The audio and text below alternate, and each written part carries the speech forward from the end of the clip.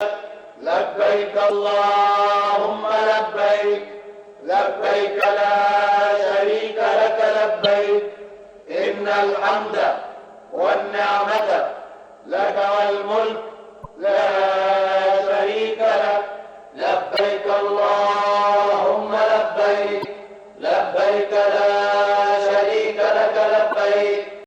حرام باندھ کر سب سے زیادہ تلبیہ پڑھنا ہے، لبیک اللہم لبیک کثرت سے پڑھنا ہے. اور اس کے بعد آپ جدہ ایئرپورٹ سے گاڑیوں پہ بیٹھیں گے، آپ کو پروٹوکول دیا جائے گا، حاجیوں کو ویلکم کیا جائے گا اور پھر آپ کو مکہ لے جائیں گے.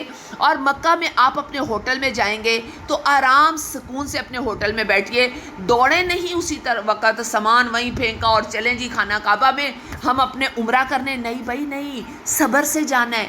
حرام سے جو باندھا آپ نے اور پھر آپ اپنے ہوٹل میں پہنچ گئے، اب آرام سے کھانا کھائیں، بھوک لگی ہے، تھکاوٹ ہو چکی، تھوڑا لیٹ جائیں، تھوڑا سو جائیں، آپ حالت حرام میں غسل کر لیں اور پھر اپنے کپڑے تبدیل کر سکتے ہیں، سر دھو سکتے ہیں اور بالوں کو کھجا بھی سکتے ہیں.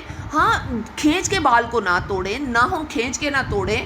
آپ اپنا بغیر خوشبو کے صابن استعمال کر سکتے ہیں، چھتری استعمال کر سکتے ہیں، ٹھیک ہے. اور پھر آپ اس کے بعد آرام سے تسلی سے تھکاوٹ کو اتار کے پھر آپ نے حرم میں جانا ہے اور پھر آپ نے عمرہ کرنا ہے.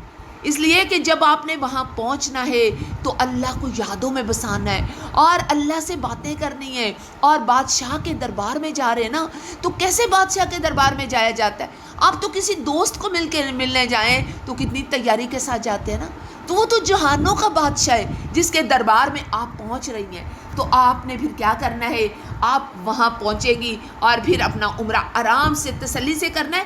ہاں، ایک بات بتاؤں گی کہ جو حیض والی عورت ہے جسے پیریڈز آئے ہوئے ہیں، وہ بھی میقات سے احرام باندھے گی، نیت کر لے گی اور وہ اپنا ہوٹل میں آ جائے گی. لیکن اتنی دیر جتنی دیر وہ پاک نہیں ہوتی اتنی دیر وہ حرم میں نہیں جائے گی، حالت حرام کی پابندیوں میں وہ رہے گی. لیکن جیسے ہی وہ فارغ ہو جائے گی، پاک ہو جائے گی، پھر وہ حرم میں جائے گی اور اپنا عمرہ پورا کرے گی.